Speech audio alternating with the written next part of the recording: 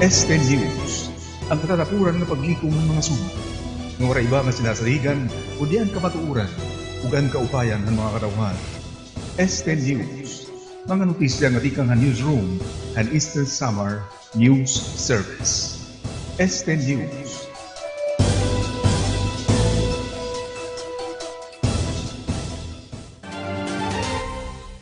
Ini mga notisya nga nahikayhan ESTE News, Webes, Hunyo 4. Mga laray uluhan ito natin mga sumat, 47 na itong kumpirmadong COVID cases diniha rehiyon 8. Samtang mga senior citizens nga mga menor de edad, diri na naman pwede makagawa stikang itong irang mga balay, hail rumhin modified general community quarantine. Pagrasyonhin tubig ginbubuhat itong Giwan Central Fire Station ngadto inihin pipira nga quarantine facilities. May report ni Maureen Salamida. Pagsuplay itong tubig ha pipirang mga quarantine facilities. Amin ni ang pipirahan maging bubuhat han Giwan Central Fire Station personnels ha pangunguna ni Municipal Fire Marshal Inspector Roberto Enriquez agud makabulig halukal nga panggobyernuhan han Giwan o Rural Health Unit of Giwan agud mag-add a supply hitong tubig ha pipirang mga quarantine facilities. Kami diwatid na supply so kadidiha serungan kay wari adanira on it water system ta so hikamit na supply so gadyan na madulong na natin. Nagtitikang na iton pagkinaabot hiton mga nangunguli nga mga giwananon dinihabong hiton giwan kasumpay hiton balik probinsya program o girain maokupar hasulod hiton mga quarantine facilities sa sakob hiton 14 diyas. Ug tungod hini importante gud man nga may supply hiton tubig nga nasabi nga mga pasilidad. Tigang hitaton truck pero iton mga panggamit na kung kahit pang pwede hiya, pang parigo, paglaba o paghugas so ganito pero diri pwede nga for drinking. Usahan mga pasilidad nga ginsusuplayan ni rahiton tubig amo ini ang sirungan hagiwan usa nga quarantine facility nga nahimumutang ha barangay Kogon. Samtang dako naman iton pasasalamat hiton LGU ug RHU Giwan Hagiwan Central Fire Station para hiton irawaray katampusan nga serbisyo para hiton katawhan. Nagpapatapod naman ang Giwan Central Fire Station team halukal nga panggobyernuhan hanbungo to hiton Giwan nga magpapadayon iton ira pagbulig ilabi niya nga naatuwang kita hiton krisis durot hiton COVID-19. Tikang dini Hagiwan Eastern Samar, inihi Maureen Salamida, Eastern Samar News Service. Samtang iton pamunuan iton Eastern Samar State University na nanawagan ha irang mga estudyante bidahan na kalabay nga semester nga magsumiter na han irang mga requirements. May report ni Manny Arago. Adi ko din na Eastern Samar State University para klaruhon itong mga pipera ng mga pamakinana bahin dito pagpapadayon dito na pag-eskwela yan ang mga tuig. Mayroon natin na istorya may laing kundi ang Vice President for Academic Affairs Dr. Emilia Bakilod kundi hindi nga dayan niyan itrang mga issues bahin ang panawagan ang ating mga estudyante nga ng second semester para mamamanayin dito pagsumiter ito nila mga requirements at sunod lang ihapon itong posibilidad na magkamiyada yung graduation para natin mga graduating students. Pamatita niya ang pamahala. Kita yan ay tunupisinahan Vice President for Academic Affairs, Dr. Emilia Labao Bakilod. Bagangili nga itong pamakian na hiulong itong panawagan.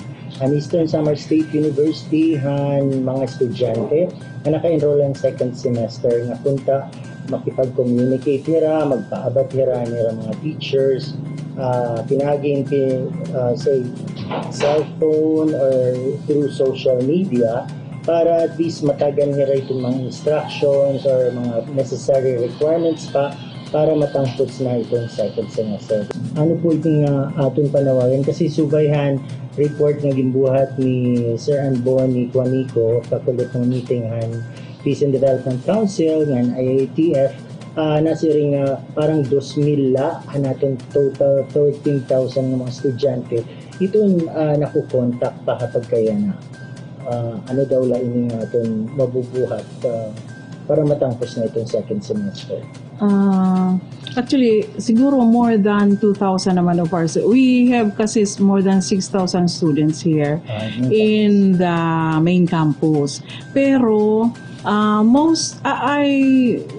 because the requirement now for the faculty is to particularly for their clearance for the second semester, I made them produce or report to me what they have done with the students to end the second semester, because as early as May 4 during the Executive Council meeting, we decided, the top management as well as the top officials of the university decided to end the second semester by May 30. So we actually have officially ended the semester already last May 30. But because of the COVID-19 pandemic, which is besetting almost or every one of us, we understand that some of our students cannot contact or cannot have communication with their faculty members, particularly because they cannot go out because some of them are minors, and second, it's very difficult to get transportation, and they also do not have a stable internet connection in their homes as well as in their localities. But so far, most of the faculty members reported that they were able to contact their students na.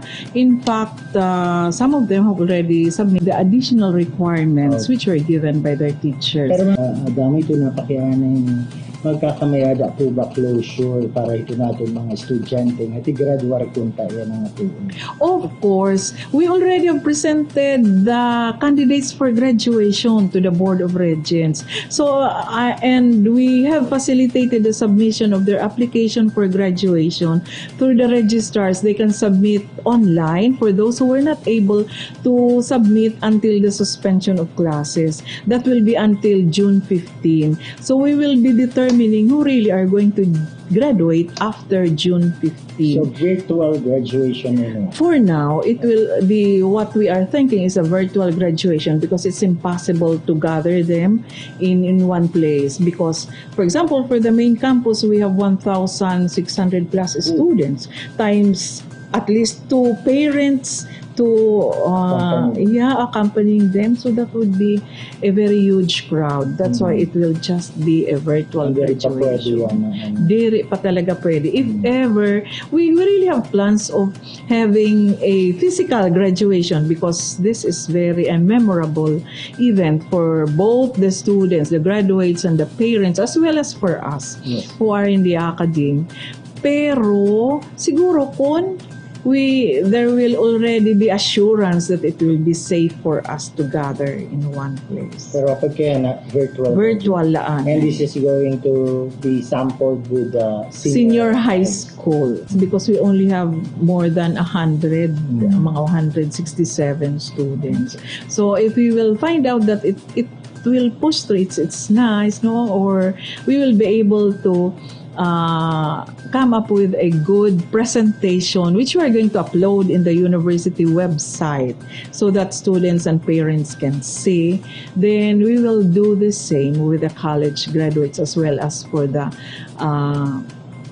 graduate school. Yes. So we're supposed to have our recognition May, on the last Friday, second to the last Friday of May, but it was not pushed through. Actually, the recognition is for the good performance of students for the undergraduate students, and second SEM last year, and then first SEM also for the current school year and 2019-2020. What we are going to do is we will just be posting in the website the dean's listers, and president's lister, and all other awardees among our students para naman makita na. They just can claim their medals. Yes. Pagbalik na din. Yes. In fact, for the senior high school, I told the principal that you place in one envelope the card, the Form 138, Form 137, the diploma as well as the medals for those who have honors. Mga nagpapamahayag ni Dr. Emilia Bacilor, bahin ito ng mga estudyante, mga kananak, nga nito mga faculty members in Eastern Samar State University. Iyawat tama, kasunod kita itong bago nga normal na sinisere, bahili ito natin pang-eskwelahan din atong dapit sa Eastern Samar. Ikang dilihi ang Eastern Samar State University, Manny Harago para Eastern Samar News Service. Mga local writer sa Bungtungan Lawaan, binida, didahansyahan nga bahandi poetry writing, dito na sabi nga bungto. May report ni Gio Costuna. Napulo nga local writers tikang halawaan inagpakita ang ira kakayahan, hapina kasyahan nga paisan-isan nga bahandi poetry writing contest. Ang paisan-isan inagtikang Abril, kundi napulo nga entries nga tikang hamagdurdilaing writer ang aginpasa. Sumalakan aboy-abayan, sponsor han paisan-isan, inanbahan di poetry writing contest, inan ira pamaagi, parang pag-develop ng pag-train ng mga talento hanlawan nanon. Dugang paniya, hapamaagi hini, mas mai-improve han mga nagpartisipar, iton ira pag-iisip, ang pagpahaluag itong paglantaw hit kinabuhi. Himugsoan bahan di poetry writing contest, tungod hiton amon ungara, hin pag-develop, pag-improve, ngan pag-train hiton mga lawananon, hakaparte hiton paghimo hiton literatura, labi na god ha pagsurat hiton siday. Kay kami nga mga organizers na tuod kami nga pinaagi hiton literatura ngan pagsurat hiton siday, mas nai-improve hiton kada tagsa, iton iya kakayahan nga mag-isip, ngan iton iya kakayahan. Hanapulo nga entries ikinatuluan siday ni Hans Intatano nga kinita ka na bahin pagbabago, kundi kinarawat hiyang cash prize medalya nga t-shirt. Ikinaduha naman ang iyawat na ni Rodeza Eder, ng sugad man kinarawat hiyang cash prize medalya nga t-shirt. Nga nanguna naman ang siday ni Princess Gasita nga anaaton ayat, kundi kinarawat hiyang cash prize medalya nga t-shirt. Pahayag ni Gazita, dako nga butang ang paisan-isan para iya, lalo na nga ang pagsusurat inan iya hilig pagbuhaton para igawas iton iya emosyon. Kasi may likas ako magsurat kapag parang past time ko hiyanganhin, happy ko nagihap. Ngan, syempre kapag diba, pag broken ka, aside ng takon way of parang expressing my emotions through poetry. That is why, big deal ha ako nit mga spoken poetry contest. Sumalakan abayan, plano nira abirihon iton bahandi awards para iton literature, poems, essays, and digital comics. Tikang dinihan syudad Hamborongan, Gio Costuna, Eastern Samar News Service.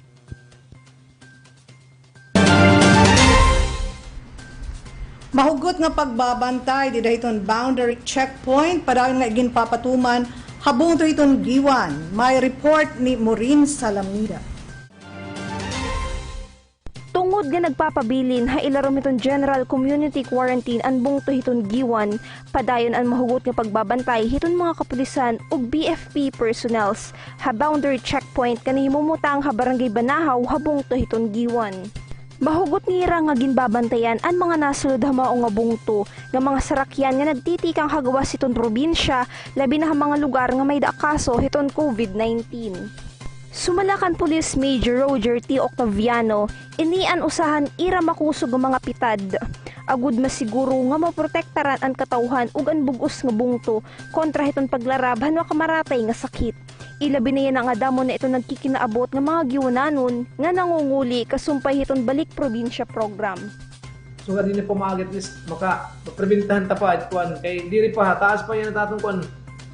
Delikado pa tat sitwasyon niya na parte COVID din naton area, lalo pa bugos nga Region 8. 24 oras gihapon nga naka-duty ang pipira nga mga BFP personnels. Ha boundary checkpoint, agud na siguro nga nadi-disinfect anay ang mga sarakyan sa no makasulod ha nasabi nga bungto. O padayon 24/7 it ato ng mga BFP personnel it naka-duty. Ayan na adlaw gabi BFP na. O it nakapot na dito. Tapos kung gabi naman kami liwatit na escort just in case may punta mga nagkataabot na kinahanglan iko ang didihat gym kami na escort. May daman gihapon naka-duty nga duha nga konsehalhan bungto kada adlaw, agud na siguro nga napapatuman hiton maupay ug nasusunod iton mga aludayday ug health protocols han bungto. Magdurdilain nga departamento, pero uusala iton misyon, Amo ini an maprotektaran an mulupyo ug magpabilin nga COVID-19 free an bungto hiton giwan. Tikang dinihagiwan Eastern Samar, ini Hamarin Salamida, Eastern Samar News Service. Negatibohin coronavirus disease ang mga samples tikanghin 28 nga overseas Filipino workers nga inuli nga Eastern Samar nga nakasakayhin mga OFW Leyte nga nagpositibo nasabi nga virus. Ang 14 nga OFWs nga sakayhan flight PR 4987 nga nakadungan han mga nagpositibo nga taga Hilongos nga Tan-awan Leyte in nga tanan negatibo. Andi na naman han 13 nga sakayhan flight PR 4981 11 pala ang resulta nga iginpagawas nga tanan ini negatibo, duha pa iton ginpapanmulat. Siyang pa iton ginuhulat nga resulta, 8 tikanghin mga OFW usa tikanghin usa nga COVID suspect. Ginswab naman niya na ang duha nga OFWs nga sakayhan flight Z28611 nga nakadungan han overseas Filipino worker nga taga Tacloban nga amo an usahan pinakabag-o nga positibo hiton coronavirus disease. Naabot na yung 47 itong kabugusan nga mga kaso in COVID-19 dinihariyon 8. Kakulop iginhayag ang Department of Health Regional Office 8 ang bag-o nga mga kaso. Itong patient number 46 inusa nga 29 anyos ang edad nga babae usa ini nga OFW nga taga Tacloban. Inabot ini nga ni hariyon 8 sa kayan flight Z28611 yan ang Hunyo 1. Iniamo itong una nga kumpirmado nga kaso in COVID at Tacloban City. Di na itong hiyangan niya Pilipinas, tikang ha Italia, niyanan Abril 25, kinuhaan in specimen niyanan Abril 30. Ang swab result han PCR test in positibo niyanan Mayo 7, sanglit na admit ini didun usang isolation facility ha Kapas Tarlac. Kinuhaan nga hawan specimen yan han Mayo 11 nga naging negatibo na ini. Pero didahan swab test nga kinuhan iya pagdatong nga Tacloban nagpositibo na liwataya han COVID. Samtang iton patient 47 usa nga 27 anos iton edad nga lalaki usa nga OFW nga taga Tulos sa Leyte. Di na tong nga Tacloban yan han Mayo 25 nga nakadungan niya in tulo nga pasaheros nga nagpositibo han nasabi nga sakit. Sobra 20,000 katao na itong infected itong COVID din sa Pilipinas. Sumala itong Department of Health, ira nahitala in 634 nga bago nga mga kaso yan ang adlaw, 313 ni in fresh cases, 322 in mga late cases. Kitong total nga ihap inaabot na yan na in 20,382. Sobra 4,000 naman ano nahuwasan pero hinatasan ihapan mga namatay nga naabot na yan na in 984. Samtang nagsiring ang Department of Health nga may ada bag-o nga ebidensya nga nagpapakita nga iton mga pasyente itong COVID nga waray sintomas imposible na nga tumapon ha iba nga mga tao. Basehin pag-analisar mga eksperto, posible mahinabo itong ira tinatawag nga pre-symptomatic transmission itong virus. Nangangahulugan ini nga itong waray sintomas in pwede maka-infect labi na kung pinakahataas nga viral load in nahitala usa nga dahin tulo ka adlaw antes magpakita in sintomas ang nasabi nga pasyente. Magpapadayon ito natin mga sumat kataliwanhin mga pahinundo.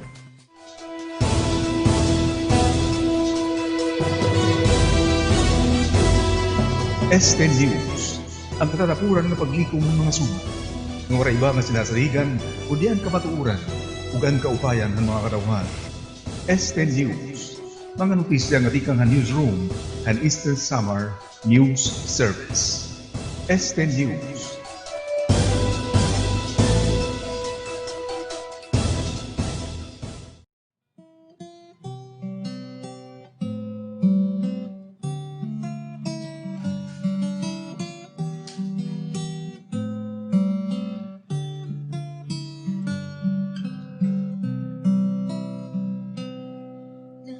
Tayo'y magkaisa upang ang sakit ay mahubalan.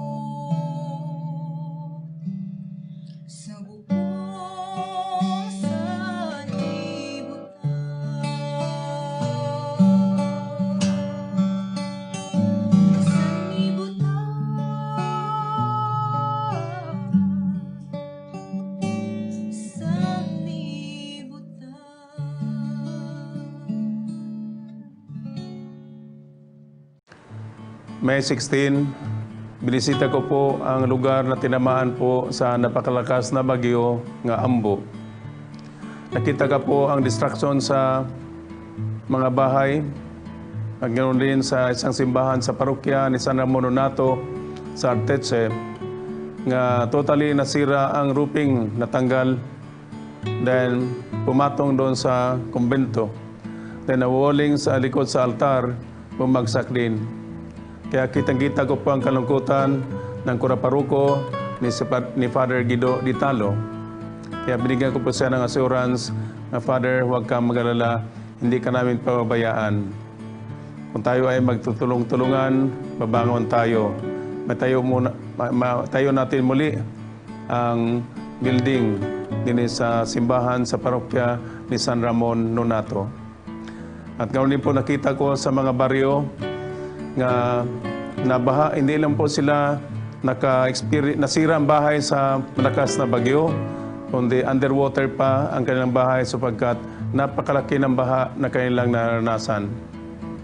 Sabi nila nga ang pinakamalakas na baha doon sa area nila, that was 1987. Then, yan ang tuwig May 14, 2020, the second nga napalaking baha nga kanilang naranasan. Kaya lahat po ng kailang properties, lahat ng kailang ari-arian ay underwater. Kahit yung palay nila na nakaimbak sa bahay, nga pagkain sana nila in the coming months, kaya bago na po sila nakaani o naka-harvest, ay underwater, nabasa po lahat. Then, after kasi sa typhoon, 3 days, walang magandang panahon, palagi pong umuulan. Kaya hindi po naibilad agad ang kanilang mga palay nga nabasa sa baha. Kaya ang iba, unti-unti na pong tumutubo. At alam natin, pag ang palay natubo na, ay hindi na po maging bigas yun. Kung may bigas man, kalahati na lang. So kaya po ang kalagayan ng ating mga kapatid sa area nga tinamaan sa napakalakas ng bagyo, Ambo. Then, ang malalim din nga baha. So, alam ko nga ang mga tao ay hirap na.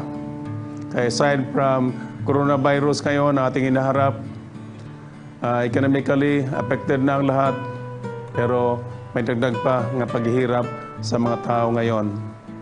So, bali, siyam nga parokya ang badly hit by the typhoon.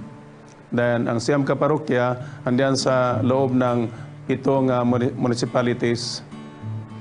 So, mga kapatid, huwag natin pabayaan na ating mga kapatid ngayon naghihirap tungkol sa kalamidad ng kanilang naranasan. At ibigay sa kanila ang assurance na hindi sila nag-iisa. Atin silang ipanalangin at huwag pa nating ipagkaila kung ano man po ang kaya nating maitulong sa kanila para po tayo ay konkreto nga makisa sa kanilang kalagayan, at the same time sa pamagitan natin unti-unti din silang makabangon. So ating panalangin sila sa Diyos nga hindi mawala ang kanilang pag-asa. Panghawakan ang pagtiwala sa Diyos, at yan ang po nabigay sa kanila ng lakas. Kaya again, ako po ay nanawagan at sila po ay ating panalangin, makisa tayo sa kanilang kalagayan, sapagkat bilang mga Kristiyano po, tayo po ay nabuhay hindi lamang para sa ating sarili. Tayong lahat ay nabubuhay para sa iba. Tayong lahat ay may pananagutan sa ating kapwa. Kaya hindi tayo magkakapayag na sila ay manatili sa gayaang kalagayan. Salamat po, and God bless you.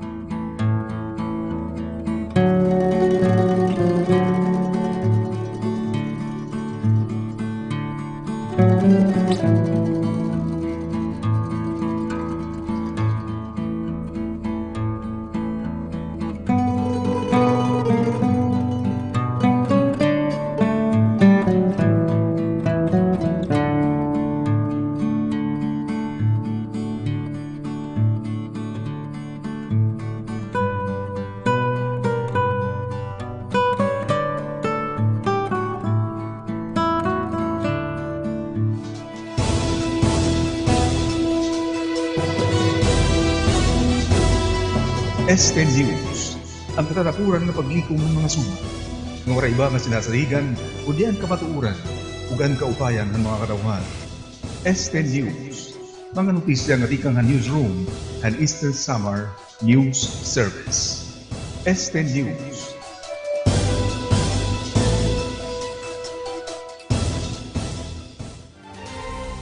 Barbershops, beauty salons, ng mga restaurants, abri na pero may ada igin papasunod nga mga protocols dahil itong tinatawag nga new normal. May report ni Manny Arago. Tinikangan ng pagpalusad niyan han June 1 han pagbubutang han probinsyan Sinerangan Samar nga dahan modified general community quarantine may ada mga pipira nga mga establisamento nga nasadhan han unang mga panahon nga diri hira nakapag-operate. Amoy na mga barbershops, mga beauty salons nga niton pagtuyang hiton mga restaurants nga mag-allow na hiton nira mga kliyente pagpakaon na sa kuba na sabi nga restaurant. Nga napagaya na inabrihan na ini nga tinutuyangan na pero may ada nira kinahanglan nga mga pagsundon nga mga reglamentos subayan paggimpalusad han DTI para maprotehiran iton nira mga customers ngan sugad man gihapon mapamantineran iton mga health protocols sugad iton social distancing, proper hygiene and sanitation. Ngan may ada naton mga nakaistorya nga mga tag-iya nga nag-ooperate hini nga nasabi nga mga establisamento pamatita nira mga naging pamahayag. Nung Sunday, nag-release ng yung ating city government about regarding how will we para pa mag-open ito yung mga protocols at saka yung mga guidelines. First thing we did is siyempre nag-comply kami with yung food bath, importante. Tapos we have hand sanitizer. Okay. Every client na pumapasok, we require na dumaan sa food bath and then mag-sanitize ng kamay. And as much as possible, serve social distancing. Like right now, hindi kami kumakarawat ng maraming client.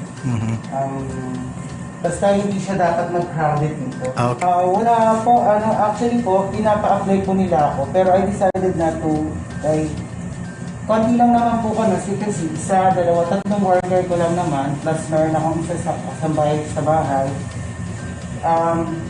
Yung mga sinisilig na mga, meron tayong mga extra fund para sa mga emergency. So, medyo I came in prepared, pero yun lang, hindi regular yung income. Itaksin ng kung ano niya ng order, executive order, protocol, kung tag-usa na misa, usa na puro ka. Tapos, kung naman, mga kutsara, kailangan lagi mainit. Lagi mainit. Kasabi. Basta, ko ka namin siya yung ko, may tubig na may Clorox. Kaya, Nagdugang ba kitahin personales ng trabahante para makasunod? Kulang namin siya. Kulang pa kami tulog.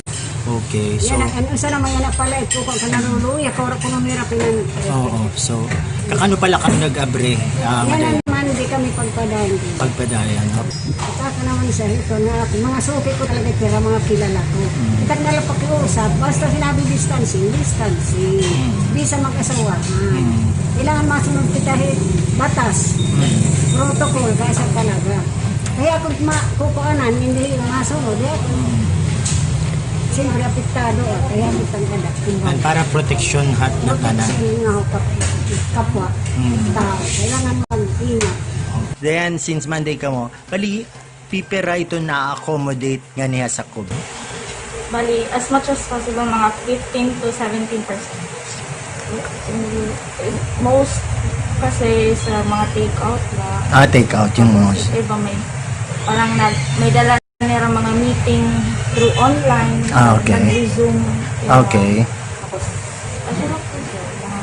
di rin na masyado hera nag-iihabi so gatan. Bali, observing wearing face mask, tapos disinfecting the things out na gagamitan ng mga customer, then observe the water social distancing, and pero kami nagpo-provide din alcohol. Wari pa kami wari pa naman nakarawat di kami sa wakandek dole. Okay, dole. Wari pa nung ambot kung naiupad kami ng listing, pero nagpasa kami through email, minamon ko ay namon form ng mga form sa payout naman ko ay madali man na po itong guidelines itong aton protocol, so observe na lang ito yung social distancing and then wearing of face mask. Bali kami, nagsunod kami na executive order and quarantine protocol. Pagsulod niya ako na makikita natin dito. Pagsulod niya barbershop pa. Ang mga customer, may dahil pupunta nga, alcohol. Tapos, makuha rin priority number. At may naman dito. Priority number. Kay, makaka-occupy dito sa ko, pupatla, Sir Manny. Pero sa ganoon na nga, so may mga markers. So may priority number. May priority number kami kay pinakupado na din ang path. Ang iba, wala niya gawas. Bali, pag may gumawas, pwede na makasunod. Tapos, ang dati naman din hingali mga lingkuran, darahan na kinanglan ma-observe sa social distancing, yan, natulala kami. Nagpasa kami, nag-apply kami na Dolly Camp. Online man na to. Bali, nag-apply kami online. Tapos, naghinulat ako response. Naka-receive ako namin March 30 na to. Kay may deragin submit pa na additional nga papel o document. Tapos pag nagpapasa na ako na April 15 na dadahan kulop, close naman, na kayo makaabot. Wala na ako. Para na makadiha Martin Barbershop, sana tuloy-tuloy na hindi nga ako natin na operation, ginalaw naman. Allowed naman para makadikin hanglan na face mask. So, ako mismo nagbabantay hindi rin ako binabayan din Pag may masunod, direct pwede face mask tapos acid alcohol, amalay ito So mga naging pamahayagan, mga tag-iyahan na sabi nga mga establishmento, mga beauty parlors, mga barbershops nga sugad man gihapon iton pagtuyang na hiton pagpakaon, hasakob hiton mga karinderya nga mga restaurants. Kaupod na gihapon din hiya nira paghangyo, han pagkooperarhan nga tanan para naman masiguro iton safety ngan pagiging sigurado nga safe kita gihapon COVID-free iton probinsyahan Sinirangan Samar. Tikang din hiya Borongan City paran ESTE News, amoy ni Himani Arago para ang Eastern Summer News Service. Iginpahayag naman ang gobyerno nga may ada na nira kapabilidad para matest in mas damo nga mga pasyente bisan kung waray mga sintomas iton coronavirus disease. Sumala convinced dison iton bago nga COVID testing czar, duha iton mga pamaagi nga bubuhaton ini. Iton una, amo iton pagpahaluag iton testing para iton mga asymptomatic o waray sintomas, pinaagi iton community-based testing. Ini imbubuhaton ilabinaha mga lugar nga damo iton tawo so iton Metro Manila, Central Luzon, Calabarzon, Cebu, ngan Davao. Diri lang mga health workers kundi hasta na iton mga nagtatrabaho dito iton transportation industry, iton mga law enforcers, sugad man gihapon iton mga gwardya ngan iba pa nga mga nagtatrabaho dida iton mga grocery. Nga tanan hirain ipapailarom hin test bisan kun waray nira sintomas. Haya na, may ada na 52 nga mga COVID testing laboratory sa bugos nga nasud. 33 ni in kanan gobyerno samtang 19 in mga pribado. May ara na daw kapabilidad para hin 42,000 nga tests pero hakamatuuran 10,000 daw ini ito nabubuhat kada adlaw darahin kakulang hin mga test kits. Nagbag-o na liwat ang desisyon han gobyerno bahin han pagtuyang ha mga senior citizens ngan mga menor de edad nga makagawas tikang hiton ira mga panimalay ha ilarom hin modified general community quarantine. Kahuman igtugot niyan ha nakalabay nga semana ang National COVID Task Force inag-amyenda ni liwat han omnibus guidelines pinaagihan ika-43 nira nga or resolusyon. Iton mga naedad 21 anyos ngan tipa ubos sugad man mga seniors nga naedad 60 anyos tipa taas indiri pwede gumawas sa ira mga panimalay labot la kung sobrahin ka importante iton tuyo. Iton modified general community quarantine amo iton nasunod iton general community quarantine. Haylarom hini igintutugot na iton pag-abrihin mga sinihan, mga concerts, igintutugot gapon in religious services ngan sporting events basta la may ada 50% nga limitasyon hiton mga tao nga makakasulod ngadto hiton mga venue. Igintutugot na daman and pag-abri hiton mga negosyo basta masunod hiton mga probisyon hiton social distancing ngan pagsulot hiton face masks. Ginaprubahan han House Committee of a Whole in balaod nun nga nagdidetalye hiton kanan gobyerno pagresponde nga da hiton coronavirus disease kaupod na iton response ngan recovery plan. May ada nakaalutaga nga 162 bilyon pesos nga standby fund nga epektibo tub-tub hiton Setyembre. Pasado alas 10 kagabi ang aprobahan ng 302 nga mga kongresista ang House Bill 6953 o Bayanihan to Recover as One Act. Haros 20 minutos la ang deliberasyon, inaprobahan hagilayon. May ada na hitala nga 64 nga interventions nga ipapatuman hiton Executive Department kontra hiton COVID. Tikang ini hiton mga testing protocols para hiton vulnerable sectors nga dahiton paghataghin ayuda nga dahiton transport nga tourism industries nga amon pinakagrabe nga naapektuhan han krisis panlawas. Parehohan iya Senate version iton House Bill 6953 in may ada provision para hin usa ka bulan nga emergency subsidy nga dahiton mga kwalipikado nga kablas nga mga pamilya nga waray makatagamtam dida naman hansyahan nga panhataghan cash assistance nga 28 milyon nga mga pamilya. May ada gyapon mando iton financial institutions itong gobyerno nga maghataghin mga loans, subsidies, discounts ngan grants para iparalit hin mga electronic gadgets mentras nga iton mga eskwelahan inya na magpapatuman hin distance learning. Pero mag-iiha pa antes magin usa ini nga balaod. Iton sesyon in ma-adjourn iton Biyernes ngan waray na panahon iton Senado ngan Kamara Baha nga pagtuhayon iton mga nag-iimpati nga probisyon hiton kada tagsa nga bersyon nira hiton balaod nun. Ngan para iton aton mga notisya tikang halangyaw, igin anunsyo iton World Health Organization nga igpapadayon na liwat iton clinical trials iton hydroxychloroquine mentras padayon hirang nga nagtuturoy hintambal kontra iton coronavirus disease. Mahinunumduman nga niyanhan Mayo 25, igin paudong han WHO ang clinical trials dara daw hin mga safety issues pero yana ira daw kinita nga waray naman problema. Ano na nga desisyon ng WHO inigin kagawas kahuman nga igpublikar ang pag-aram nga iton paggamit ang droga ay nakakaduganghin kadelikaduhan nga mamatay inusa nga pasyente. Iton hydroxychloroquine in ginagamit pagtambal iton arthritis pero damo ang naghayag nga posible nakakatambal inihiton COVID. Dida nakalabay nga adlaw nagdesider ang executive group ang solidarity trial nga igpadayon ang clinical trial hini nga droga. Masobra 35,000 nga mga pasyente tikang hin 35 nga mga nasod ito na partisipar dida hini nga clinical trials. Iginmanduhan gobyerno hiton Estados Unidos ang suspension hiton nga tanan nga flights hin mga airlines nga gintatag-iya hin mga incheck. Kataliwan mapakyas ang Beijing nga tugutan ang mga American Airlines nga magpadayon na hiton serbisyo nga duha China. Ini nga pitad inakakadugang pa hiton mapaso na nga empati habot nga hini nga duha nga mga nasod habot nga hiton krisis dara hiton coronavirus nga darahin duha ka tuig na nga empati bahin hiton negosyo nga tubtubyan na idiri pa nare-resolbar. Ini nga desisyon ito ng Estados Unidos in magiging epektibo hiton Hunyo 16 pero pwede daw maimplementar hin mas temprano pa nga panahon.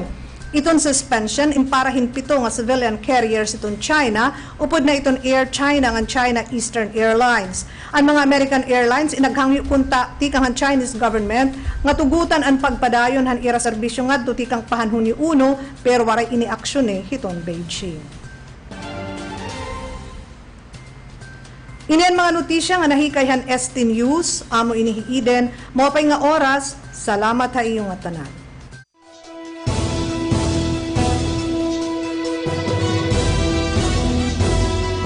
ESTE News, ang katatapuran ng paglikom ng mga sumat. Ng oray iba nga sinasaligan, o diyan kapatuuran, ugan kaupayan ng mga kadauhan.